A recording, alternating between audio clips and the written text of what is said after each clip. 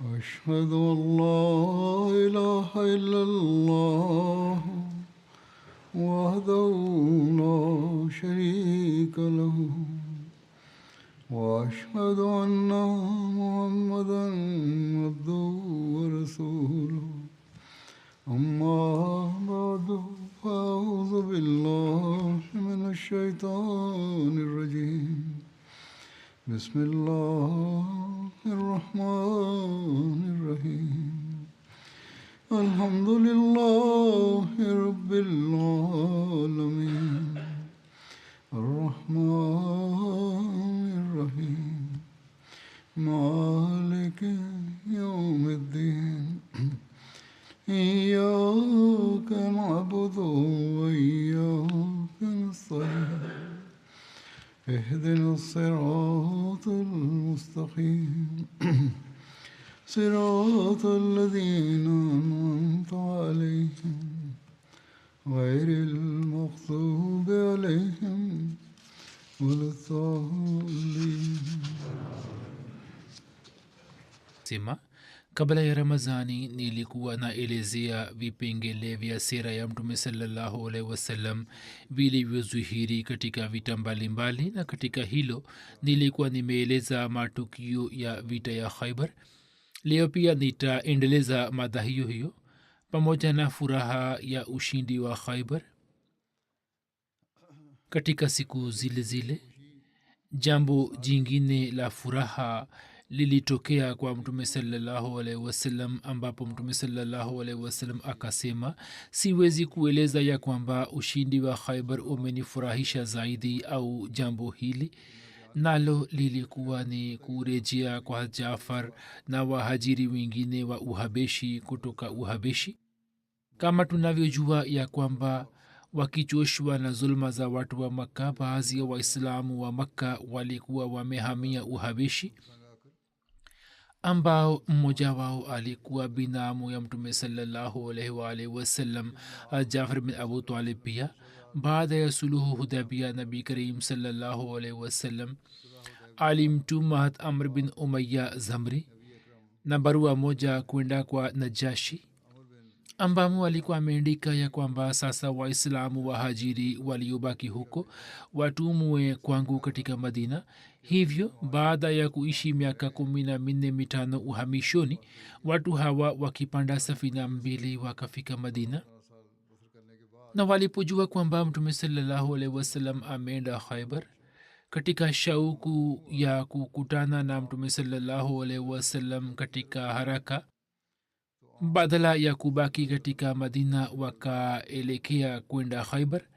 Mtume sallallahu alaihi wasallam akamwona Jafar na akasimama na akamkumbatia na akambusu katikati ya paji lake na akasema ya kwamba, ma adri bi ayyihima ana asar bifatih Khaibar am bi qudumi Jafar, ya kwamba siwezi kujua ya kwamba katika mambo hayo mawili ni jambo gani ambalo limenifurahisha zaidi, juu ya ushindi wa Khaibar au ujio wa Jafar. Pamoja na watu hawa, Abu Musa Ashari pia pamoja na watu zaidi ya 50 wa kaumu yake alikuwa amefika huko. Jina la Abu Musa Ashari lilikuwa Abdullah bin Qais na alitokana na kabila la Ashari. Huyo pamoja na watu wachache wa kaumu yake akaja Makka, na baada ya kukubali Islam akarejea kwa kaumu yake. Kisha baada ya muda, pamoja na ndugu zake wawili na watu 50 wa kaumu yake, akaanza safari ya bahari kwenda kuhamia Madina. Lakini katika safari ile, kwa sababu ya upepo wa tufani, safina yao ikaenda kutia nanga kwenye ufukwe wa Uhabeshi, na katika Uhabeshi akakutana na Jafar. Hivyo akaanza kuishi kule kule, na sasa Jafar alipojiandaa kwenda Madina, Waislamu hawa wa kabila Ashri pia wakawa pamoja naye. Na kwa kuona hao watu wachache wa kabila Daus pia wakaja kuungana naye katika hawa, hata Abu Huraira na Tufail bin Amr na walikuwepo wenzake. Watu kadhaa wa kabila Ashya pia wakaja. Mtume sallallahu alaihi wasallam akawapa wote hawa waliokuja sehemu kutoka mali za khaibar. Kuhusu ubora wa watu wenye safina yapo maelezo mengine yaliyoelezwa kama hivi. Jafar na waislamu wengine walio pamoja naye walikuwa wamesafiri kwa safina na kufika huko, hivyo walikuwa wakiitwa watu wa safina.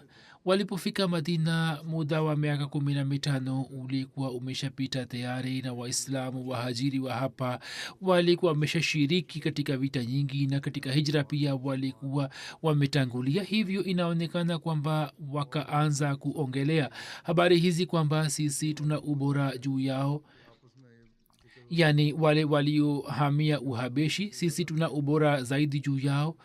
Wahajiri wanaoishi hapa waliokuja pamoja na mtume sallallahu alaihi wasallam. Safari moja mke wa Jafar, Asma binti Umais, alikuja kukutana na Ummul Mu'minin Hafsa. Umar pia alikwenda huko, akamuuliza Hafsa kwamba mama huyu ni nani. Hafsa akamwambia kwamba ni Asma binti Umais. Umar akasema kwamba haya yule wa Uhabeshi mwenye kusafiri baharini. Asma akanena ndio. Hapo Umar akasema, sisi katika hijra ya Madina tumetangulia juu yenu, hivyo sisi ni karibu zaidi na mtume sallallahu alaihi wasallam kuliko nini. Kwa kusikia hayo, Asma akasema kwa huzuni na kwa hasira kwamba wallahi haiwezi kutokea hivi.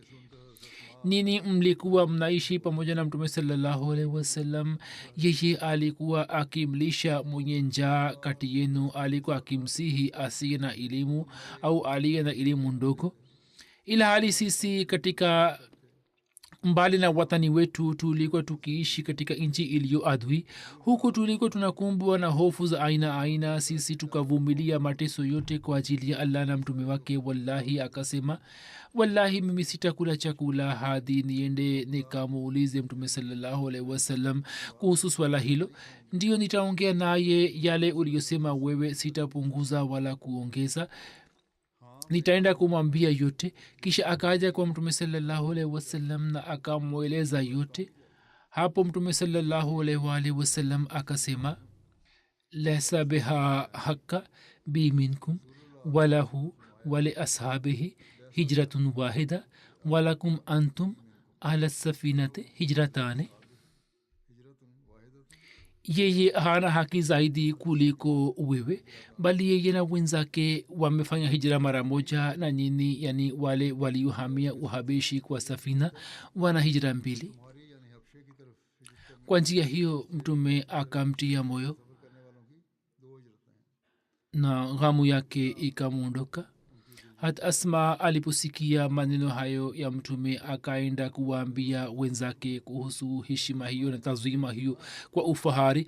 Asma anasema kwamba kisha watu waliorejea kutoka Uhabeshi walikuwa wakija kwangu kwa makundi na walikuwa wakisikiliza jambo hilo la mtume kwa shauku sana, na hakuna kitu duniani kilichokuwa kinawafurahisha zaidi kuliko jambo hili, kama vile lilikuwa jambo la mtume sallallahu alaihi wasallam. Ye anasema kwamba baadhi yao walikuwa wakija kwangu mara kwa mara na kusikiliza jambo au maneno ya mtume sallallahu alaihi wasallam. Hapo mtumwa mmoja Mhabeshi aliyekuwa amesilimu aliuawa shahidi. Habari zake zinapatikana hivi. Riwaya inasema kwamba kulikuwa na mtumwa mmoja Mhabeshi wa mtu mmoja wa Khaibar aitwa Yassar, ambaye alikuwa anachunga mbuzi wake. Ye alipowaona watu wa Khaibar wakiinua silaha zidi ya mtume, akawauliza wana Khaibar kwamba wana nia gani. Wao wakasema kwamba sisi tutapigana vita na mtu huyo ambaye anajiita kuwa nabii. Jambo hilo likaingia moyoni mwake ya kwamba daraja mtume anayo daraja yake na anadai kuwa nabii, hivyo lazima kutakuwa na jambo fulani ndani yake. Ye akatoka na mbuzi ili awachunge. Waislamu wakamkamata na wakamleta kwa mtume sallallahu alaihi wasallam. Riwaya ya pili inatoa maelezo zaidi, inasema kwamba mtumwa huyo mwenyewe akaja kwa mtume sallallahu alaihi wasallam na mbuzi wake. Mtume sallallahu alaihi wasallam akaongea naye. Ye alisema kwamba unaniita kwenye jambo gani? Mtume akasema kwamba mimi nakuita katika Islam na wewe utoe ushahidi kwamba hakuna apasaye kuabudiwa isipokuwa allah na mimi ni mtume wa allah na wewe hutafanya ibada ya yeyote min ghairi ya allah. Mtumwa huyo akasema, nikitoa ushahidi huo nitapata nini? Nikimwamini allah nitapata kitu gani? Mtume akasema kwamba ukimwamini allah basi utapata pepo yake. Basi mtumwa huyo akasilimu na akasema ya kwamba, ewe mtume wa allah sallallahu alaihi wasallam, bila shaka mimi ni mtu ambaye rangi yake ni nyeusi na uso wake pia si mzuri. Mimi ninanuka wala sina mali yoyote. Nikipigana na watu hawa na nikiuawa, je, nitaingia peponi? Mtume akasema kwamba ndio, utaingia peponi. Mtumwa mhabeshi akasema, e mtume wa allah sallallahu alaihi wasallam, mbuzi hawa ni amana kwangu, nifanyeje? Niwafanyie nini? Mtume akasema kwamba uwatoe kutoka jeshi na uende ukawaache katika medani iliyo wazi.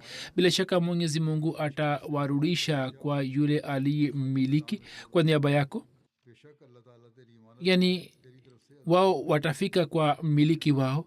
Watu wanaleta shutma ya kwamba muhammad alipigana vita katika tamaa ya kupata mali, na shutma hii inaletwa haswa kuhusu Khaibar, ya kwamba kwa ajili ya kuteka mali za mayahudi zulma hizi zilikuwa zimefanywa.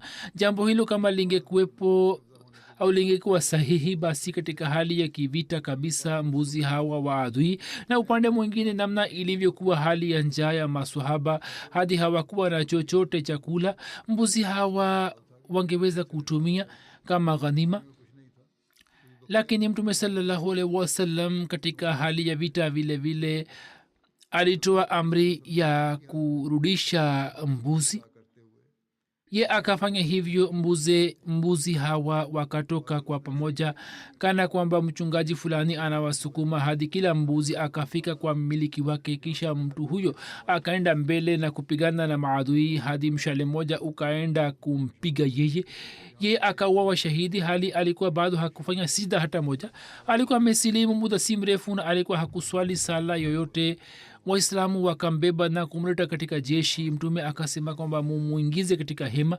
Masahaba wakamuingiza katika hema la mtume sallallahu alaihi wasallam. Hat anas anasema kwamba mtume sallallahu alaihi wasallam akamjia, ye alikuwa ameuawa tayari. mtume sallallahu alaihi wasallam akasema kwamba allah ameufanya uso wako kuwa mzuri na akafanya harufu yako mbaya kuwa harufu nzuri na akaongeza mali yako. akamwombea na akasema kwamba mwenyezi mungu amemfikisha peponi. Musleh Maud pia ameeleza tukio hili kwamba siku za kuzingirwa kwa Khaibar, mchungaji mmoja wa kiongozi myahudi ambaye alikuwa anachunga mbuzi zake alisilimu. Baada ya kusilimu yeye akasema, ya rasulallah, sasa siwezi kurudi kwa mayahudi na mbuzi hawa wa myahudi huyo ni amana kwangu, sasa nifanyeje? Mtume akasema kwamba uwaelekeze upande wa ngome na uwasukume upande ule, mwenyezi mungu atawafikisha kwa mmiliki wao. Hivyo akafanya hivyo na mbuzi wakaenda huko na watu wa ngome wakawaingiza ndani. Katika habari za Khaibar kuna habari za baadhi ya masuala ya kifikhi pia. Hata Abdullah bin Umar anasimulia kwamba siku ya Khaibar mtume sallallahu alaihi wasallam alitukataza kutumia nyama ya punda wa nyumbani. Vivyo hivyo kuna riwaya ya Bukhari kwamba Ali alisimulia ya kuwa mtume sallallahu alaihi wasallam siku ya Khaibar alikataza kuhusu nyama ya punda ya nyumbani na muta. Kuna habari ya suluhu ya watu wa Fadak kwa mtume sallallahu alaihi wasallam. Fadak inapatikana ikiwa na umbali wa safari ya mausiku 6 kutoka Madina na karibu na Khaibar. Mtume sallallahu alaihi wasallam alipoelekea upande wa Khaibar na akafika karibu yake, hapo akamtuma Muhasa bin Masud kuelekea Fadak ili awape mwito wa Islam na awatahadharishe akisema kwamba mnaweza kushambuliwa, kwani wao walikuwa wamezidi sana katika kupanga njama zidi ya Waislamu na kwa njia mbalimbali walikuwa wakiwasumbua Waislamu na walikuwa wakitenda kitendo cha kuwapatia Waislamu madhara. na mtume sallallahu salam akasema kwamba mnaweza kushambuliwa kama tunavyofanya hapo khaibar. hat muhaisa anasema kwamba nikaenda kwao na nikabaki kwao siku mbili, lakini wao wakaendelea kueleza uzuru mbalimbali na wakasema kwamba katika khaibar kuna wanajeshi 10,000 na miongoni mwao wapo kina amir, yasir, haris, viongozi wa mayahudi kama marhab. sisi hatuzani kwamba muhammad saa salam ataweza kuwafikia. hat muhaisa anasema kwamba nilipoona njama yao nikaamua kurejea. kisha anasema kwamba wao wakasema, yani wao walisema kwamba sisi tunatuma pamoja nawe watu wetu wachache ambao watakwenda na ujumbe wa suluhu kwa niaba yetu, na walikuwa wanazani kwamba mtume saa salam hataweza kupata ushindi wa khaibar. kusema wakasema kwamba sawa, tunatuma watu, lakini fikira yao ilikuwa ndio hii kwamba khaibar haitatekwa na waislamu.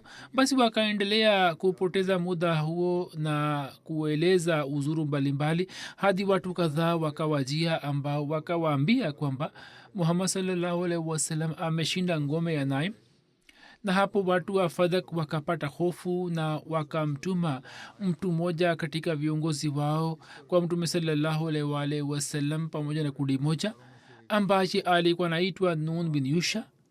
ye akaja kwa mtume sallallahu alaihi akasema kwamba ufanye suluhu pamoja nasi kwa sharti hili kwamba sisi tutasamehewa, nasi tukiwa na mali zetu tutatoka kutoka Fadak. mtume sasa akakubali ombi lao. kuna riwaya nyingine ya kwamba watu wa Fadak walikuwa wamefanya suluhu na mtume juu ya sharti hili kwamba aache nusu ya mashamba kwa ajili yao na mengine nusu achukue Muhammad sallallahu alaihi wasallam, kwa kuwa makazi haya yalikuwa yametekwa bila vita, hivyo hiyo ilikuwa mali ya fe katika haki ya mtume. hivyo mtume sallallahu alaihi wasallam alikuwa anatumia kutoka kipato cha Fadak.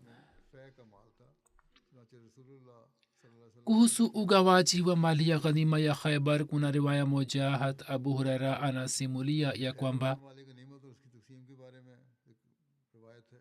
sisi tulikwenda khaibar pamoja na mtume sallallahu alaihi wasallam, na katika ghanima hatukupata dhahabu wala fedha, bali tukapata wanyama, ngamia, vifaa vingine na bustani kadhalik.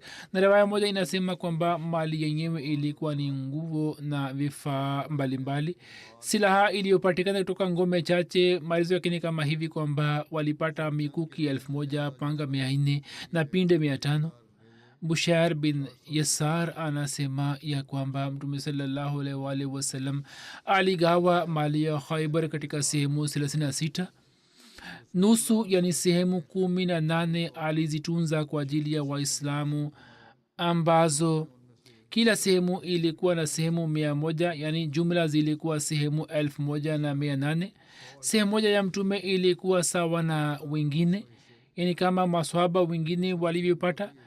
sehemu ya mtume pia ilikuwa kama wao.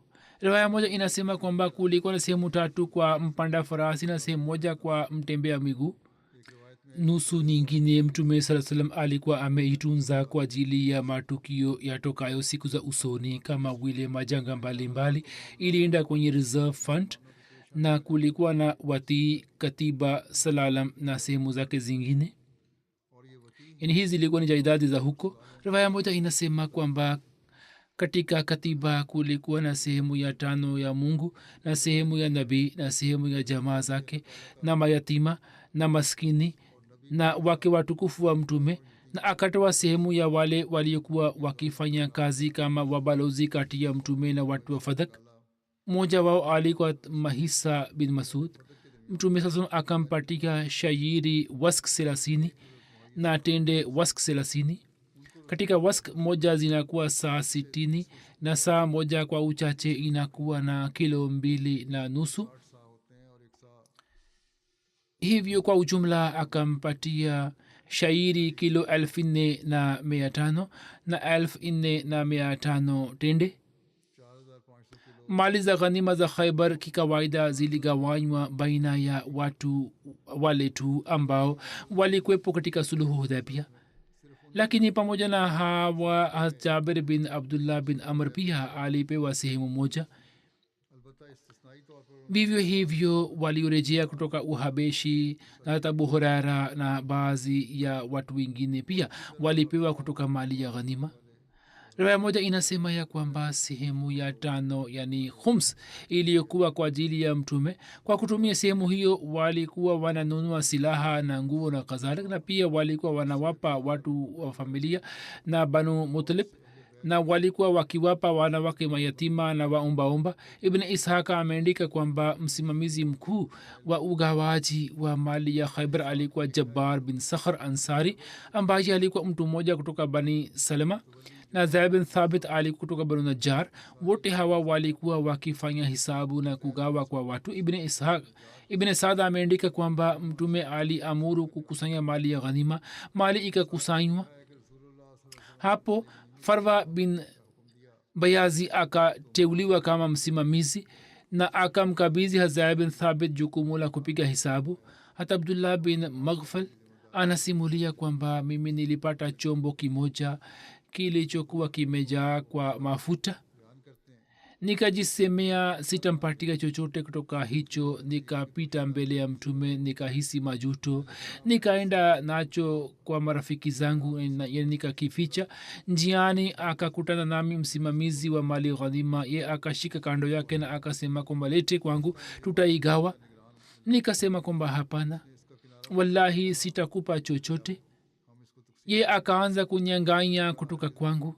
Mtume akaona na akatabasamu na akamwambia msimamizi kwamba mwache huyo. Yeye akaniacha, nikaenda kwa wenzangu pamoja na vifaa vyangu, na kisha huko tukala. Hiyo ilikuwa ni huruma ya mtume saa salam kwa maswahaba zake. Kama amechukua basi mwache aende nayo. Ibn ishaka anasimulia kwamba mtume sallallahu alaihi wasallam alimpatia ibn luqaym kuku na wanyama wanaofugwa nyumbani, yani kila kitu kilichopo kilikuwa kinagawanywa. Kina mama walioshiriki katika khaybar pia walipewa sehemu. Ibn ishaka ameandika kwamba baadhi ya kina mama waislamu walikuwepo pamoja na mtume sallallahu alaihi wasallam katika khaybar. Mtume sallallahu alaihi wasallam akawapatia chochote kutoka mali ya fe, lakini hakutoa sehemu yao kutoka mali ya ghanima.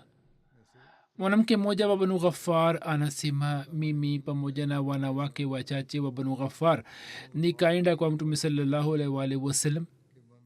Si sote tukasema kwamba ewe mtume wa allah, sisi tunataka kuenda pamoja nawe katika vita, na wakati ule mtume sallallahu alaihi wasallam alikuwa anaelekea khaybar. Sisi tutauguza wajeruhi na kuwasaidia waislamu. Kina mama wakasema. Mtume akasema kwamba kwa baraka za allah twende, ni sawa, mna ruksa. Tukatoka pamoja na mtume sallallahu alaihi wasallam. Alipopata ushindi juu ya khaybar akatupatia kutoka mali yake. Mtume sallallahu alaihi wasallam akashika mkufu mmoja na akaivisha kwenye shingo yangu. Msimuliaji wa riwaya anasema, wallahi mkufu ule muda wote unabaki kwenye shingo yangu, mimi si vui hata kwa sekunde, hadi ye akawasihi kina mama wenzake kwamba mkufu ule uzikwe pamoja nami, na kamba ya mkufu huo aliyofunga mtume mkono wote usiende kuifungua. Jina la mama huyo wa kabila banu ghaffar lilikuwa umayya bin qais abu salt. hata abdullah bin unais anasimulia ya kwamba mimi nilitoka pamoja na mtume sallallahu alaihi wasallam kuelekea khaybar, na mke wangu pia alikuwa pamoja nami. Ye alikuwa mjamzito. Njiani akajifungua na mtoto akazaliwa. Mimi nikampasha mtume habari hiyo. Mtume akasema kwamba kwa ajili yake weka tende kwenye maji, na tende zikiloa vizuri umwamuru kunywa maji yake, yani utie tende kwenye maji na juisi yake umnyweshe. Nikafanya hivyo na mke wangu hakupata shida yote, na udhaifu ukamwondoka aliyokuwa nao wakati wa kujifungua. Tulipopata ushindi wa khaybar, kwa ajili ya kina mama sehemu hazikutolewa, lakini mtume akawapatia kina mama sehemu kutoka mali ya fadak. Akampatia mke wangu vile vile, na pia akampatia mtoto ambaye alikuwa amezaliwa njiani. Hapa kuna habari za kuwarudishia waislamu misahafu ya taurati ya kwamba kutoka ngome za khaibar mali ya ghanima ilipokusanywa waislamu wakakuta misahafu ya taurati vile vile mayahudi wakamjia mtume saa salam na wakamwomba ili yeye awarudishie mtume salallahu alaihi wasallam akatoa amri ya kuwarudishia misahafu yao kwa ulinzi mtume salallahu alaihi wasallam alikuwa anajali sana dini ya wengine na hisia zao za kidini na ndiyo maana akatoa amri ya kuwarudishia taurati yao kwa ulinzi sio maana kama vile inayofanywa siku hizi kwamba kurani tukufu iunguzwe iteketezwe katika uadui wa waislamu mtume alionyesha mfano huo kwamba hizi ni misahafu zao hivi muzitunze na muwarudishie wakati wa kurejea kutoka khaibar inapatikana habari ya ghazwa wadiul qura mtume salallahu alaihi wasallam baada ya ushindi wa khaibar aliishi huko kwa siku kadhaa kisha akaondoka pamoja na jeshi la kiislamu na katika wadiul qura akapigana na mayahudi hili ni bonde moja katikati ya Taima na khaibar ambamo kuna makazi mengi ndiyo maana inaitwa wadiul qura katika zama ya kale ad na thamud walikuwa wakiishi humo hizi ni kaumu mbili ambazo habari zake zinapatikana katika kurani tukufu kabla ya islam wa mayahudi wakaja kuishi hapa na wakapata maendeleo sana katika kilimo na hiyo sehemu hii ikawa markazi ya mayahudi wakati huo hata burara anaeleza riwaya moja hata buhuraira anasimulia ya kwamba tulipopata ushindi wa khaibar kisha pamoja na mtume salallahu alaihi wasallam tukafika wadiul qura pamoja naye alikwepo mtumwa mmoja ambaye alikuwa anaitwa midham ambaye banu zubab walikuwa wamempatia mtume kama zawadi katika muda huo ambapo ye alikuwa anaondoa kiti cha mtume salaa salam kutoka ngamia mshale moja ukaja kwake na ukampiga mtumwa huyo na mtumwa huyo akafa watu wakasema kwamba shahada iwe yenye baraka kwa ajili yake mtume akasema kwamba hapana na hapa kwa yule ambaye uhai wangu u mkononi mwangu shuka hii inaendelea kuchemka kama moto ambayo siku ya khaibar alikuwa amechukua kutoka mali ya ghanima yani sehemu za ghanima zilikuwa bado hazikugawanywa ambapo huyu alikuwa ameiba shuka hiyo mtu mmoja aliposikia habari hiyo kutoka kwa mtume saa salam akasema kwamba jambo hili lina hatari kwamba huyu anakwenda jahanamu kwa sababu ya kuiba shuka hapo akakumbuka kwamba alikuwa amechukua kamba moja au kamba mbili za viatu mtume akasema kwamba ni kamba moja au ni kamba mbili zinakuwa sababu ya kumuingiza mtu motoni hata kama ni kitu kadogo kama ameiba basi itakuwa sababu ya kumpatia adhabu kwa vyote vile katika malizo ya vita hii imeandikwa zaidi ya kwamba mtume sasa alikuja hapa na akawapanga masoba kwenye safu na akampatia Hassan bin Ubada bendera moja na bendera moja akampatia Hubab bin Munzir na bendera moja akampatia Sahal bin Hunayf na bendera moja akampatia Ubad bin Bishr kisha mtume sallallahu alaihi wasallam akawapatia mayahudi mwaliko wa islam na akawaambia kwamba wakikubali islam basi watasalimika uhai wao na mali zao na hisabu yao itakuwa kwa allah lakini mayahudi wakakataa na wakawa tayari kupigana na waislamu kwanza kabisa myahudi mmoja akajitokeza ili kupigana na waislamu zubair akaamua kisha myahudi mwingine akajitokeza ali akaamua kisha myahudi mwingine akatoka na abu dujana akaamua vita ikaendelea kutokea hadi usiku hadi 11 mayahudi wakauawa siku nyingine jua lilikuwa bado halikutoka mayahudi wakajisalimisha na mtume sallallahu alaihi wasallam akapata ushindi wa wadiul qura mwenyezi mungu akawapatia waislamu mali za mayahudi kama ghanima na waislamu wakapata mali nyingi mtume sallallahu alaihi wasallam akagawa mali hiyo kwa waislamu na mashamba na bustani za tende akawapatia mayahudi na kuwafanya kuwa watendaji wake kama vile alikuwa amefanya kwa mayahudi wa khaibar kwamba haya muzitunze hizi na muchume na muendelee kutupatia sehemu yetu. alama baladri anasema kwamba mtume saa salam alimteua amr bin said bin as kama mtendaji mkuu wa wadi lqura na aliishi siku 4 katika wadi lqura na kisha akarejea madina. kuna maelezo mengine inshallah siku za usoni nitayaeleza. wakati huu nitazungumzia baadhi ya marehemu kisha nitasalisha jeneza yao baada ya swala jeneza ghaibu. marehemu wa kwanza ni mheshimiwa maulana muhammad karimuddin shah sahib ambaye alikuwa sadr anjuman ahmadiyya qadian. siku za nyuma mwezi wa ramazani alifariki dunia akiwa na umri wa miaka 87. inna lillahi wa inna ilaihi rajiun. marehemu alikuwa musi. baba yake akifanya bayat alikuwa ameingia katika jumuiya ya ahmadia. yeye alikuwa anafanya kazi katika maeneo mbalimbali. familia hiyo ilikuwa inaishi kijijini ambapo hakukuwa na nizamu sahihi ya masomo. hapo mtu mmoja wa hyderabad kolkata Seth मुहम्मद मोइनुद्दीन Saheb alimpeleka karimuddin saheb kadian ili kupata masomo. mwaka 1954 alipata kiingilio katika madrasa ahmadia. mwaka 57 akamaliza masomo yake kisha akijitayarisha kwa ajili ya maulwi fazl. mwaka 60 akafaulu mtihani wa maulwi fazl kutoka chuo cha punjab university chandigarh. kisha akaenda rabwa na akasoma miaka 2 jamia ahmadia akapata shahada ya shahid. hivyo huyu alikuwa mbashiri wa kwanza aliyepata digrii ya shahid katika mji ya india.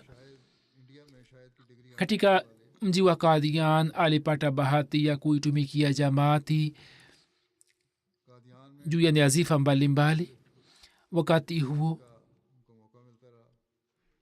akateuliwa mjumbe wa sadr anjuman ahmadiyya qadian kama ulama na akaendelea kubaki mjumbe hadi mwaka 2021.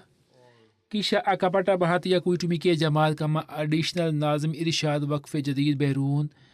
akafanya kazi kama sadr amumi. akatoa huduma kama sadr majlis wakfe jadid yani mwenyekiti wa majlis wakfe jadid. kisha akatoa huduma kama mwalimu mkuu wa jamia. akateuliwa mara 2. aliwahi kuwa sadr qaza board katika idara ya darul qaza. alikuwa sadr majlis karpadaz vile vile. kisha mwaka 2021 mimi nilikuwa nimemteua kama sadr anjuman ahmadiyya na hadi kifo chake akaendelea kutoa huduma juu ya wasifa huo. inam ghori saheb nazri ala qadian anasema kwamba marehemu alikuwa na tabia ya kawaida sana. alikuwa mtu wa chini na mwenye kuishi maisha ya kawaida na huo ni uhakika. hata mimi nimeona sifa hizi. posho ambayo marehemu alikuwa akiipokea kutoka jumuiya alikuwa akijitahidi kubana matumizi yake kwenye posho hiyo na alikuwa hapendi kukopa na kutumia juu ya mahitajio yake. alikuwa mahiri sana katika kuandika. silsila ya kuandika vitabu juu ya kompyuta ilipokuwa haikuanza alipata bahati ya kuandika vitabu ya jamaat na majarida kwa mkono wake. alikuwa mahiri katika kuandika makala mbalimbali. akapata bahati ya kutoa hutuba katika mikutano ya kadhian na pia akaweza kushiriki kwenye kipindi cha rahe huda kilichorushwa mubashira kutoka kadhian. alikuwa na maradhi ya figo. alikuwa amezofika lakini hata hivyo akaendelea kutekeleza wajibu wake kwa hima sana na mfano wake kwa kweli ulikuwa ni wa kuigwa. aliweza kutoa huduma kama mwenyekiti wa jalsa qadian mwaka 2024 japo alikuwa na marazi na siha yake ilikuwa imezofika. kwa hima sana alitoa huduma hiyo kwa siku 3. alifungua rasmi jalsa ile. vivyo hivyo shura iliyopita aliweza kutoa huduma kama mwenyekiti wake. mwenyezi mungu alimjalia kuitumikia jamaat kwa miaka 62.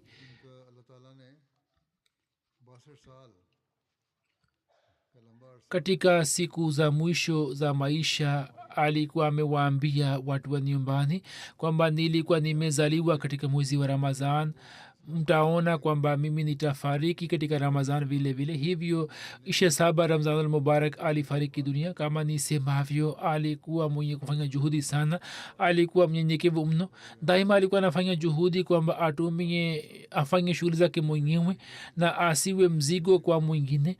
alikuwa alim pamoja na matendo na ahadi ya wakf alikuwa amefanya akatimiza haki yake. mwenyezi mungu ampandishe katika daraja.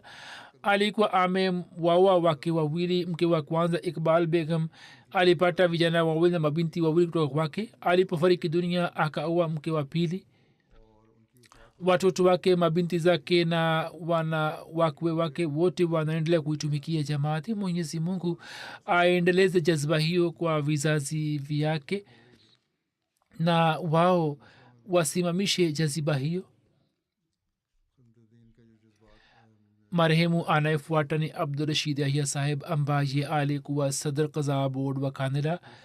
siku za nyuma alipostafu katika umri miaka 75 alifariki dunia. inna lillahi wa inna ilaihi rajiun. marehemu alikuwa musi.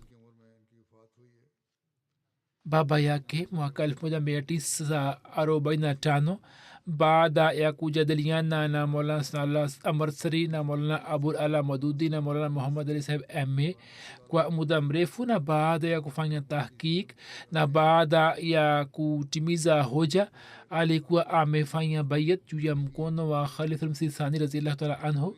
katika kijiji alikuwa muhammadia wa pekee, na japo watu wa kijiji walikuwa na dini tofauti, lakini walikuwa wanamheshimu sana. baada ya kupata digri ya ba kutoka talimrasam rabwa, alipata kiingilio katika jamia, akajitolea maisha wakf, na kisha mwaka 75 akaja kuitumikia jamaat.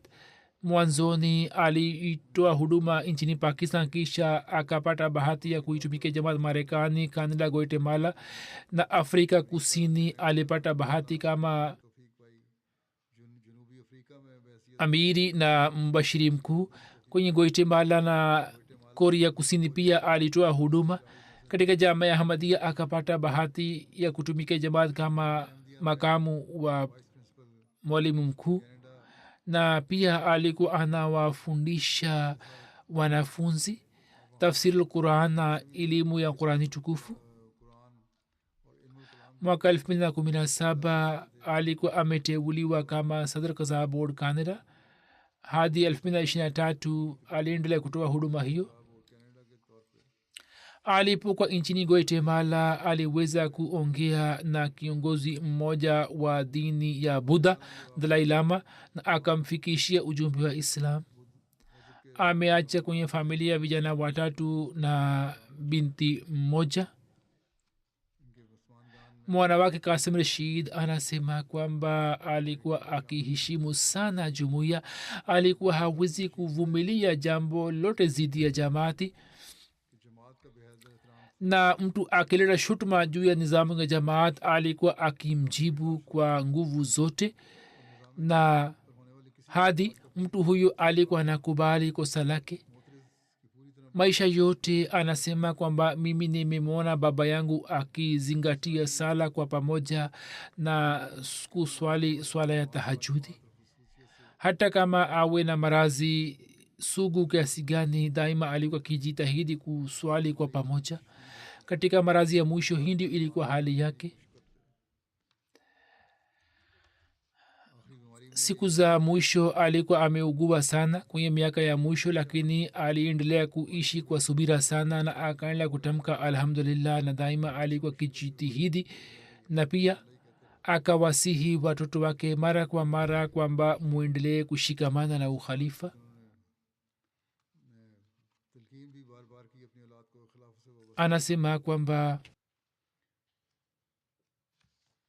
anasema kwamba daima alikuwa akinitia moyo kwamba niendike juu ya mtandao wa kijamii kuhusu ukhalifa kwa ufahari na bila kuwa na hofu yote, kwani ukhalifa ndiyo utatuzi wa kipekee wa matatizo yote ya dunia na ulimwengu mzima.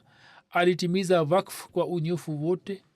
mwaka 80 na 90 mta ilipokuwa haikuanza katika miongo hiyo alikuwa akiwafikishia watu hutuba za khalifatulmsi rabi na khalifatulmsi wa thalis alikuwa anatayarisha nakala zake na kisha alikuwa anawafikishia watu katika muda wa miaka 44 hadi 48 alikuwa anawafikishia watu ujumbe wa jamaat kuna mpwa wake mansur nuruddin ni mbashiri wa jamaat katika mji wa rabwa anasema kwamba takriban miaka 53 alitekeleza wajibu wake wote kwa ikhlasi na kwa unyofu anasema kwamba mimi nimeona kwamba aliweza kutimiza haki ya wakf na pia aliweza kutimiza haki ya mjumbe wa jumuiya na pia nilimwona akiwa mtifu wa khalifa wa zama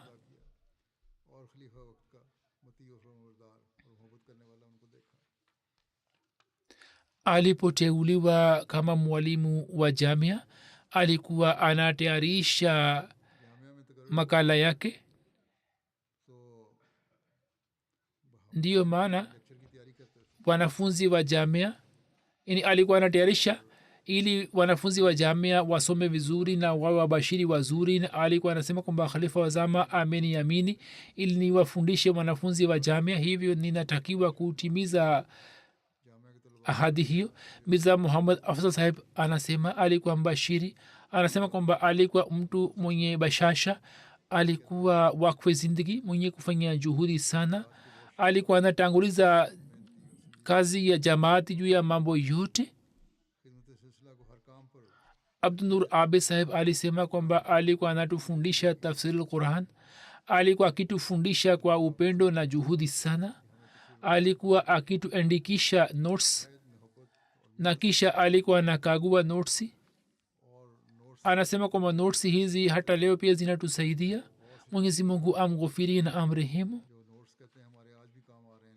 marehemu anayefuata ni mirza imtiaz ahmad saheb amir wilaya hyderabad sindh mwana wa mirza nazir ahmad saheb huyo pia alifariki dunia siku za nyuma inna lillahi wa inna ilaihi rajiun kwenye familia yake jumuiya ilipatikana kwa kumpitia babu yake mheshimiwa ilamdin saheb marehemu ambaye katika zama ya ukhalifa wa kwanza alikuwa amefanya bayati kwanza kwa kuindikia barua na kisha alifanya bayat akienda kushiriki kwenye jalsa la kadhian marehemu mirza imtiaz saheb baada ya kusoma hadi BA alianza biashara yake akafungua duka la dawa marehemu kwa fadhili ya allah tangu ujana wake hadi mwisho wa maisha yake alipata bahati ya kuitumikia jamaati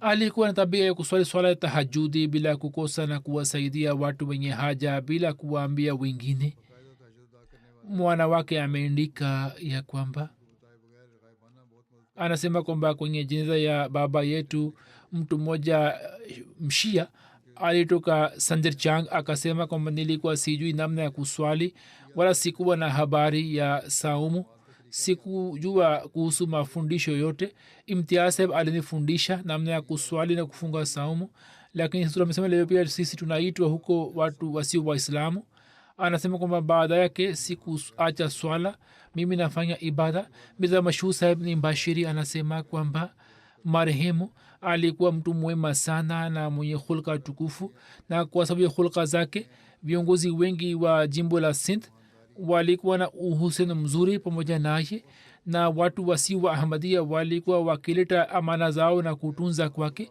shehbaz saheb ni kaid wa zamani wa wilaya hyderabad anasema kwamba alikuwa mtu mwenye kuhisi matatizo ya wengine mwenye kupenda ukhalifa na mwenye kuwa na ghera kuhusu nizamu ya jamaat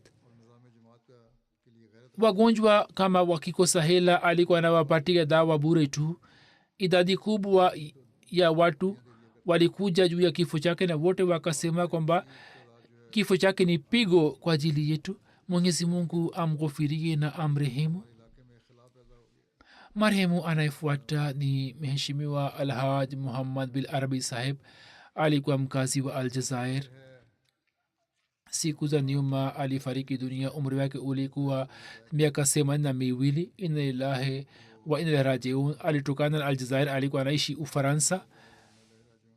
alikuwa amekuja kushiriki katika jalsa la uingereza mwaka 2015 pamoja na mke wake kama mgeni, na kisha alifanya bayat. katika siku ya kwanza ya jalsa alipata mabadiliko ya ajabu, kana kwamba awe amekwisha fika hapa. alisema kwamba tangu miaka kadhaa alikuwa anaona katika ndoto mazingira ya jalsa. kabla ya bayat, siku moja kabla, aliona ndoto moja, na kwa msingi huo yeye akaamua kushiriki katika jamaati pamoja na mke wake. katika jalsa ile kutoka ufaransa watu 35 walikwepo na watu 8 wakafanya bayat katika jalsa ile ile. alikuwa akifanya juhudi ya kuwafundisha watoto dini na aliwaingiza katika shule mbalimbali za kidini ili wajifunze kuhusu swala na Qur'an tukufu. watoto wake walipata bahati ya kujiunga na Ahmadiyya. watoto wanasema kwamba baba yetu alikuwa ametufundisha mafundisho ya kidini ambayo yalikuwa yenye kuzalisha upendo wa dini katika mioyo yetu, na ndiyo maana ikawa rahisi kwetu kujiunga na Ahmadiyya. katika familia, jumuiya ilipatikana kwa kupitia mwanawake mkubwa Muhammad bin Arabi, ambaye siku moja alikuwa anaangalia chaneli mbalimbali. ghafla mta ikaja mbele yake na akamwona khalifatul masih rabi rahimahullahu taala. kisha akafanya tahqiq juu ya Ahmadiyya na haswa juu ya mada ya kifo cha nabi Isa, na mwishowe mwaka 1995 wakati wa jalsa salana uingereza alifanya bayati. baba yake akaenda kufanya bayat baadaye, baada ya miaka 20, na mwana wake alikuwa amefanya bayat kabla. marehemu alikuwa anaenda kutembelea aljazair kutoka ufaransa. 2017 polisi ikavamia kwenye nyumba yake na ikawakamata watoto wake kwa sababu ya kuwa Ahmadiyya. hapo akaonyesha ujasiri mkubwa. alipoenda police station akaulizwa kwamba je, yeye ni Ahmadiyya? ye akasema kwamba ndiyo, mimi ni Ahmadiyya. akasema kwamba ye anaheshimu kanuni ya nchi na kama viongozi watamruhusu basi nyumba yake itakuwa markazi ya kwanza ya jumuiya ya Ahmadiyya. akawaambia kwa ujasiri sana. marehemu alikuwa anapenda sana ukhalifa, alikuwa na jaziba ya kuitumikia jamaati. kwa miaka mingi nyumba yake katika ufaransa ikaendelea kuwa markazi ya ijumaa na vikao mbalimbali vya jamaati. alhaj Muhammad bin Arabi ameacha nyuma mke wake ambaye ana miaka 81 na vijana watoto 8. watoto 7 ni Ahmadiyya.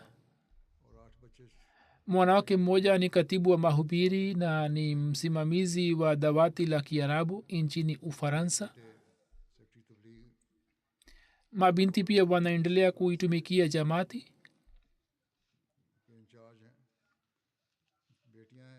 Ahmadiyya mmoja wa Aljazair anaandika kwamba Alhaj Muhammad sahib alikuwa mtu mwema sana, mkarimu mno.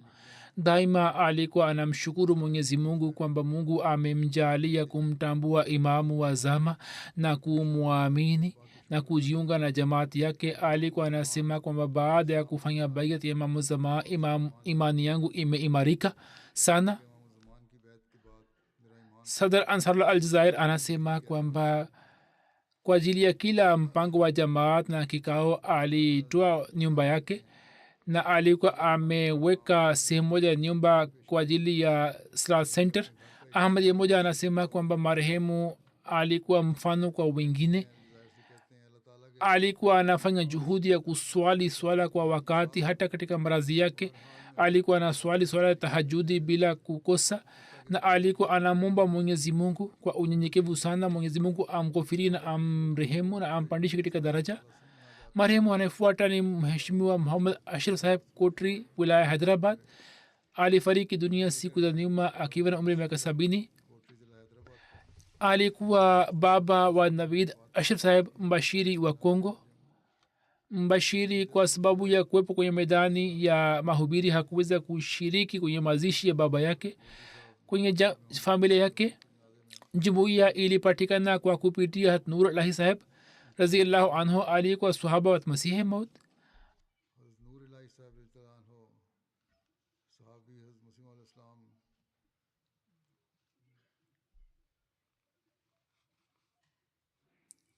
ambaye alikuwa ambaye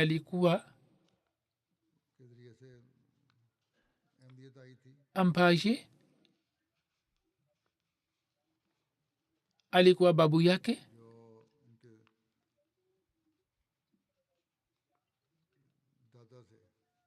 Navid Ashraf Bashiri wa Kongo anaandika kwamba baba yangu alikuwa amejaaliwa upendo wa dini kutoka mababu zake.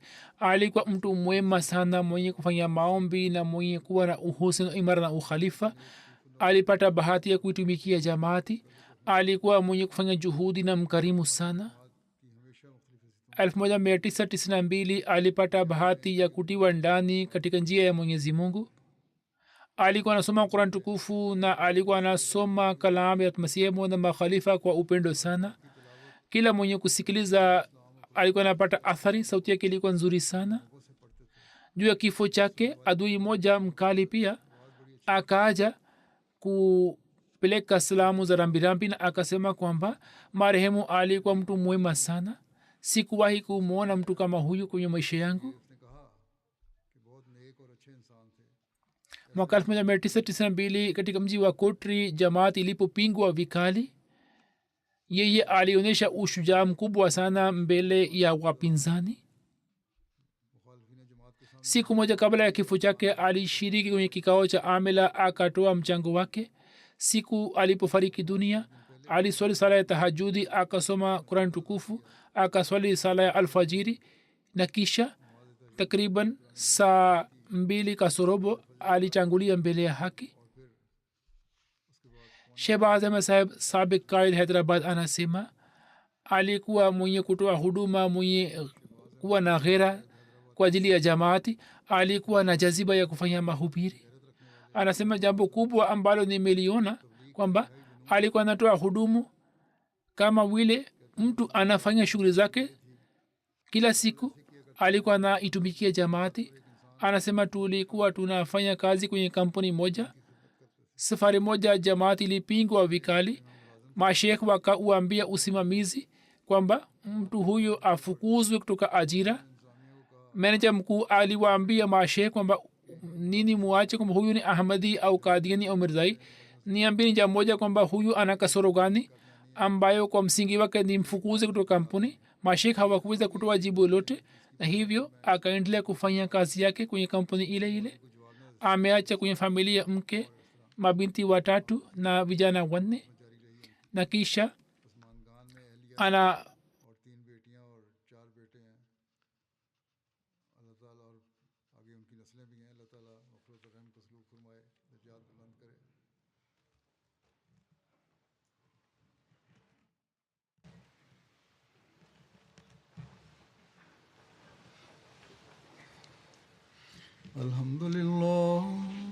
الحمد لله نحمده ونستعينه ونستغفره ونؤمن به ونتوكل عليه ونعوذ بالله من شرور أنفسنا ومن سيئات أعمالنا من يهده الله فلا مضل له ومن يضلل فلا هادي له ونشهد أن لا إله إلا الله ونشهد أن محمدا عبده ورسوله.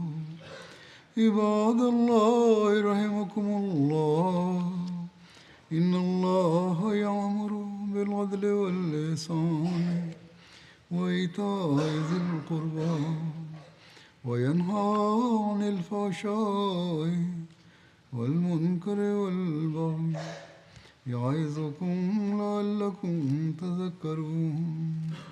اذكروا الله يذكركم وادعوه يستجب لكم ولذكر الله أكبر.